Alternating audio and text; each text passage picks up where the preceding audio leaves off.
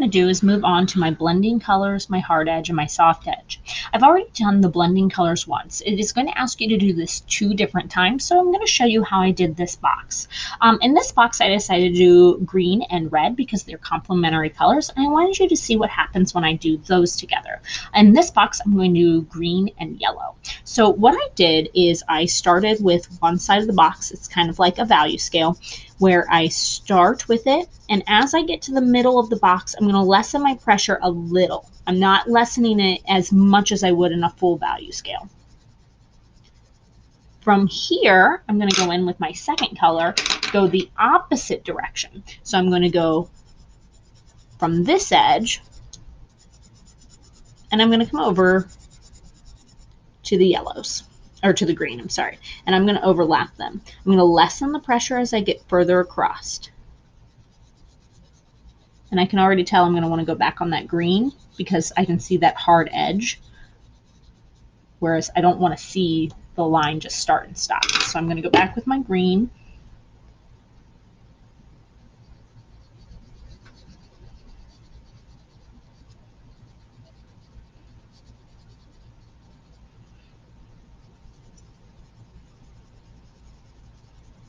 Just help it transition just a little bit more right there at the edge. So what I'm doing here is my color is completely transforming from one color to a new color. So when I go in my brush, and I want to make sure I'm cleaning my brush, what I'm going to do is I'm going to apply clean water starting on the first color, overlapping brush strokes as I move towards the second color and the end of the box.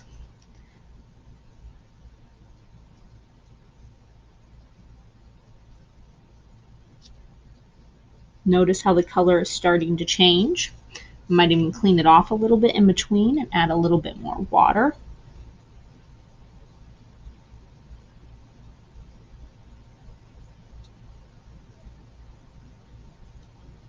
If you need to, you can clean off the brush, kind of get that middle section again. The goal is that hopefully it transforms from one to the other. Let's look at it again on this side.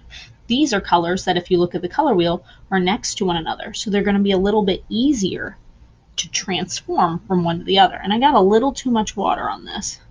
So I'm just picked up a little bit of the water with my brush and dried it off on my paper towel.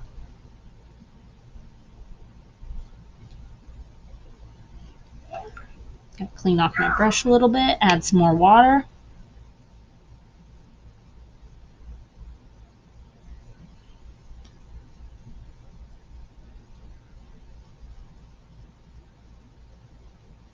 All right, so now you can see how it transitions from one to the other. Now I'm going to jump down here to my hard edge and my soft edge. When you're reading the directions, they sound very similar, but they are a little bit different than what we just did above. The other was making a whole new color in the middle. This one is about how 2 colors meet. One is a hard edge, one is a soft edge. So I'm going to go through with some new colors. I'm going to do a pink and a purple down here.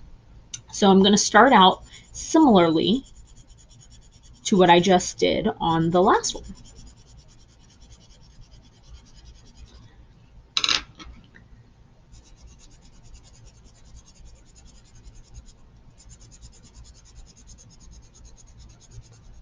When I get to the middle, they're just going to overlap a tiny, tiny bit.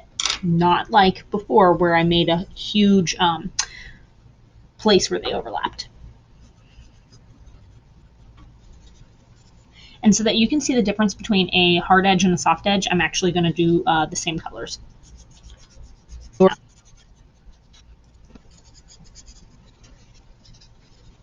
All right, so this time when I go through, I need to start on my hard edge first. So what it says to do is take one side of my watercolor pencils.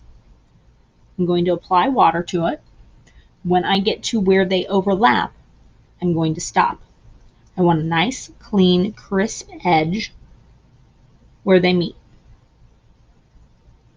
Now, I'm going to let that dry, and I'm going to come over and take care of this one. This one, what I do is I'm going to apply water over the first color, and while it's still wet, I'm going to apply it to the second color.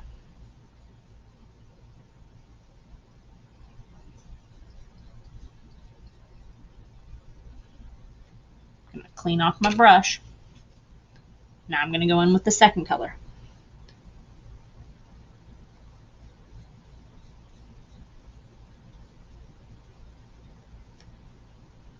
So here, the edges look like they're kind of fuzzy and overlapping.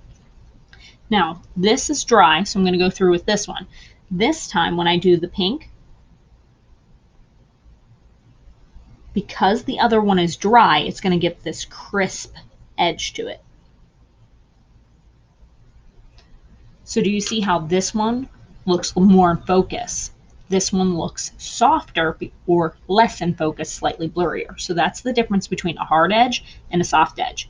If I am drawing an object, but I don't want the background to compete with the object, I'm going to do a hard edge. But if I'm, say, doing a shadow that's going onto a table surface, I would do a soft edge. So pretend I was painting this cup, how you see it right here.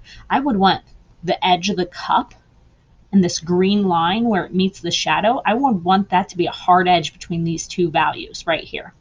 But the shadow on the table, I'd like that soft edge. So that's how you might use that in a work of art.